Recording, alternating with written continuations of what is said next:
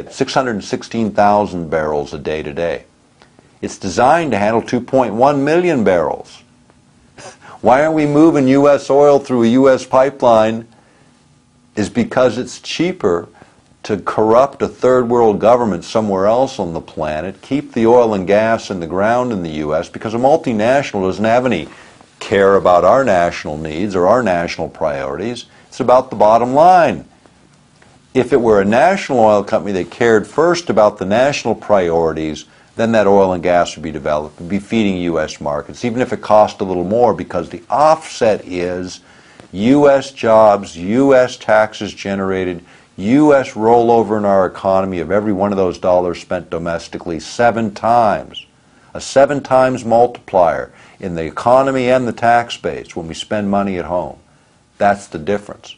Bring it back because it's a domestic priority, not a multinational priority. Our domestic priorities need to carry forward, or these companies that are retaining these rights need to be put under performance. You know, these leases on the North Slope don't require any performance. They hold them, they pay the fee, they don't have to ever produce them. In Russia, if you didn't produce, you lost your right. Later they took them anyway, but at least they had the incentive. You're going to spend the money, you're going to produce these fields, or you're out of here. So they did. In the U.S., we don't make them produce anything. We just give them the right to tie up the public resource, call it their safety deposit box in our safe economy, because our men and women are defending this turf to defend them, to save their bacon after we're done trying to save it from whatever third world country they've corrupted. They always can come back home and produce it domestically. And by then, they've screwed us down so much on the royalties and taxes under the guise of, well, if it's not cheap enough, we'll do it elsewhere. We understand all that. We know how economics works. We know how capitalism works. But we also understand how our national interests work, and multinational companies don't, because they don't care. It's not in their self-interest to care.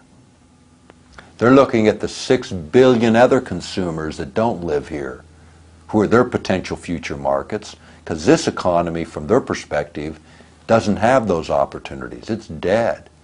They want to go where people are changing from bicycles to automobiles, and that's the rest of the world.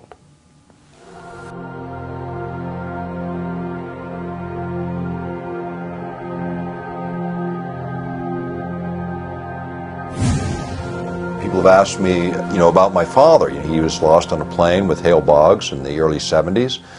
Hale was a majority leader at the time. I mean, you can look at all of the interesting coincidences. The guy that took Hale Boggs to the airport, he was working in Texas at the time for another campaign, and Boggs got a ride to the airport by a young Democrat from Oklahoma, William Jefferson Clinton. Yeah, the same one that later became president. Now, this is 1972. Now, Boggs gets on the plane, he goes to D.C., makes a connection to Alaska, comes to Alaska, gives a speech, breaks the story a little bit about what was coming. We didn't know, it wasn't known as Watergate then, it was just this big scandal that he mentioned. And the next day he gets on a plane flying to Juneau from Anchorage and disappears and never heard from again with my father. Now, Boggs was on the Warren Commission. He wanted the Warren Commission reopened. It was saying so around that time. 6 months before, he had called for the resignation of Hoover, who he believed absolutely corrupt. Because of his own perversions, Hoover's, he used knowledge to blackmail the Congress. He had the inside track on every congressman because he had tapped their phones, intercepted their mail, basically violated all their personal privacy rights. And this was the leadership of the country, for goodness sakes. This is our entire Congress that he corrupted so that he could maintain his position in the FBI. Boggs wanted him out. Boggs came to Alaska. By then, Hoover was gone, but the plane disappears, the Hoover administration continues, the Warren Commission never reopens, and Watergate breaks 3 weeks later. October 16th, 1972, the plane goes down. McGovern's in his last throes of his death race because he isn't winning anything. Richard Nixon's the clear winner. Everybody knows it. Hale Boggs is a majority leader of the House, standing in line to be the next speaker, the third most powerful position in the Congress. And what happens? he disappears at the most critical time in our history. In fact, if you remember, what happened right after Watergate broke and then Agnew got bounced, you know, as the vice president? Ford slid in behind him. Nixon resigns. Ford moves up. Ford pardons Nixon, and Rockefeller rolls in as the vice president.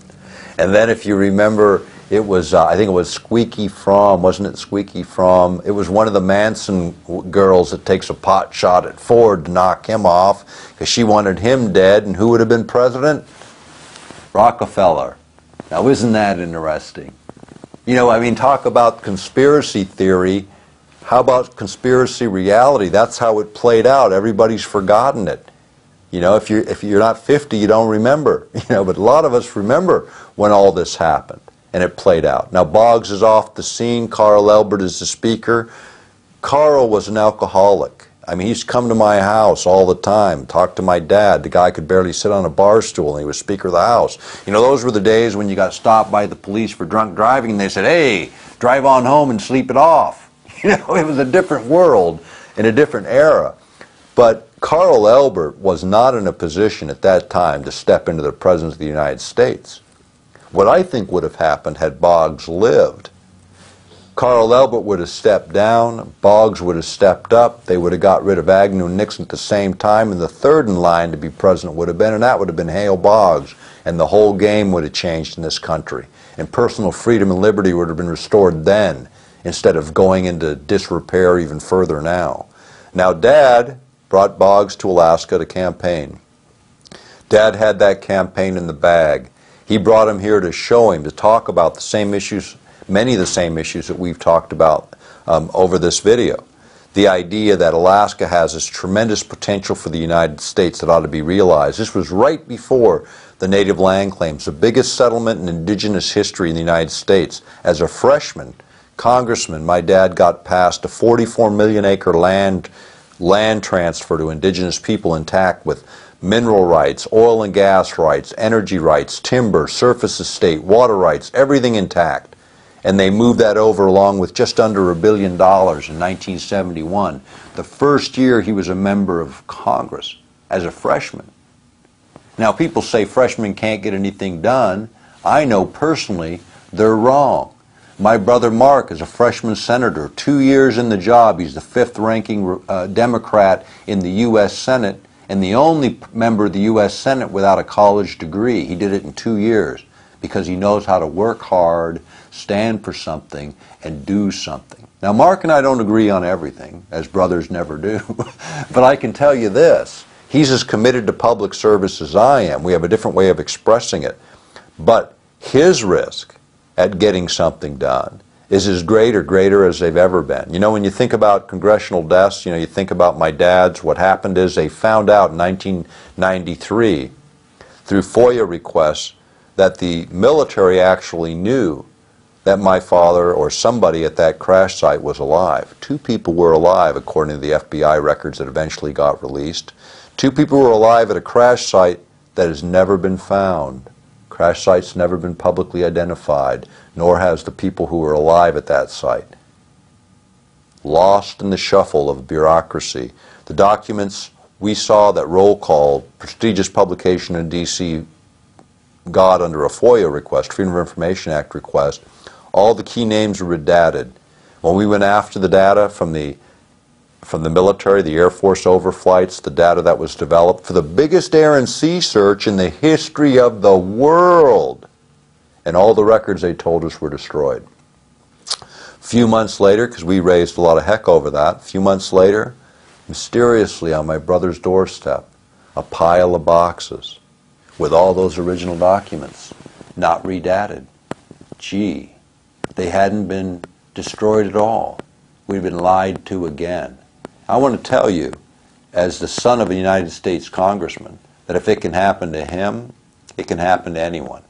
That's why we need to get into this fight and engage our government. It shouldn't happen to anyone that our risk to our personal freedom, to our life, should be at risk as people give up their private life in order to carry on everyone else's.